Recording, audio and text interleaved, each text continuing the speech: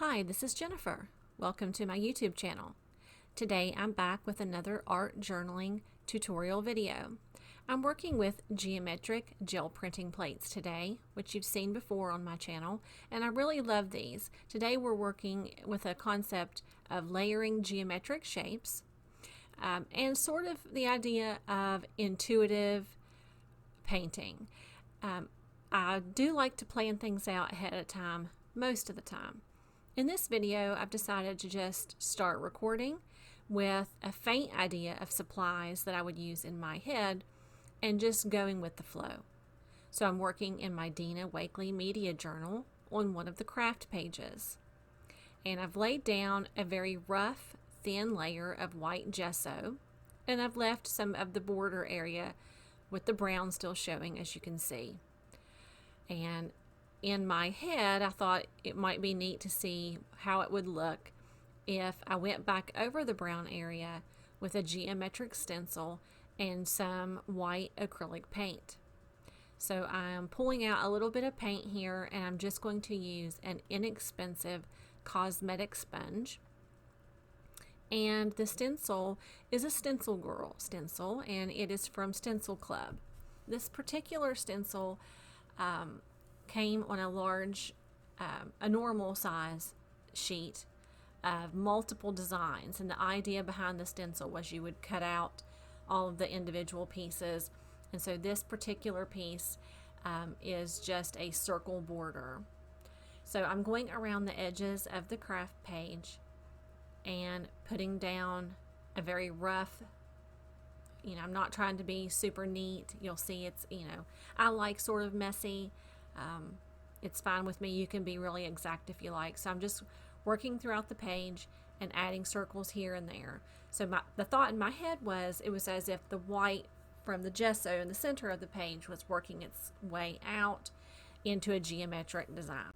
So next I'm pulling out one of the gel minis. This is a 3-inch square, and I've applied it to a Dylusions journal block, which if you've watched my videos before, you'll recognize this. It's an acrylic block that is great for this. It's just the perfect size. And I'm laying down a bright green, and I'll list the exact colors and manufacturers in the description of the video if you're interested. And then I'm applying another of the StencilGirl stencils I had mentioned before. Again, a link to that and information in the description. And I'm just going with a darker shade each time I'm layering the shapes. So we started with a nice sort of spring, bright green, and although this looks a little darker once you layer it, it was, I believe, an aqua green. And now I'm going with, I believe this is a Dina Wakley turquoise or something like that. It's a little bit darker, and I'm moving the stencil around to get different shapes so that there's different parts peeking through on different areas of the design. Now again, I'm working intuitively here. I don't do this a lot. It's good practice.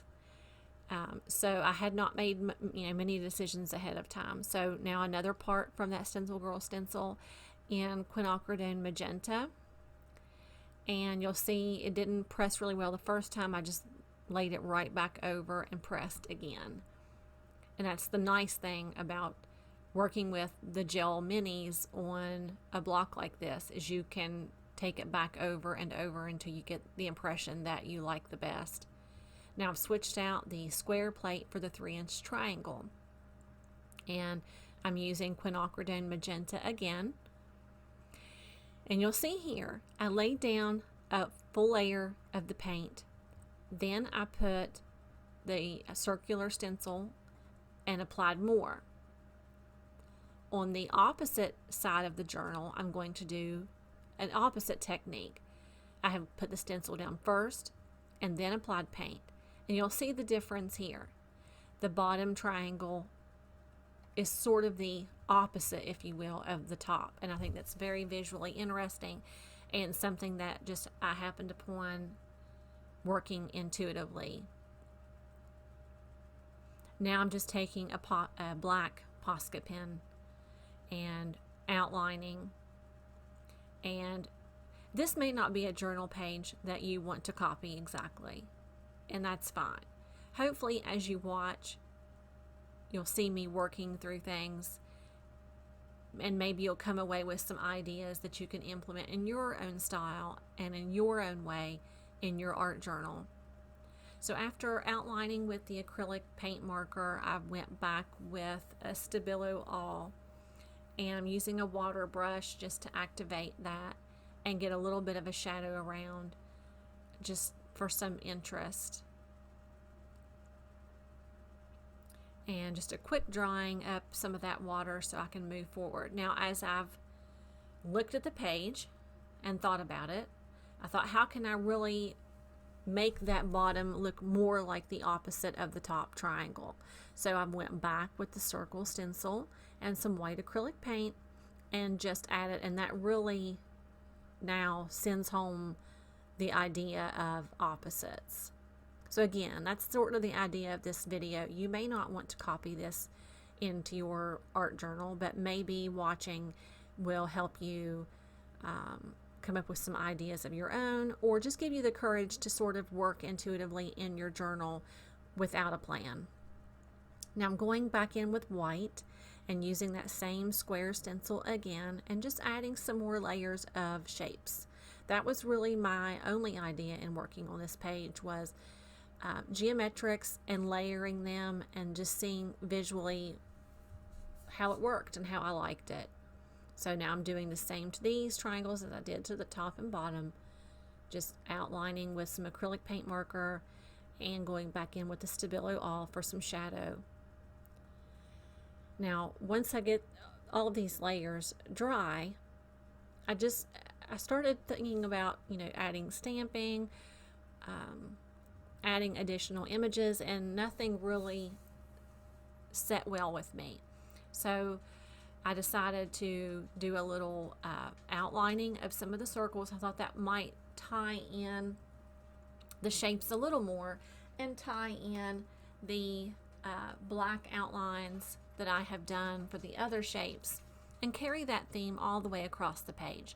So I'm taking a black jelly roll pen and just in a very messy, scribbly fashion going around and outlining them. And then after that, I decided I really didn't want to do too much else to it.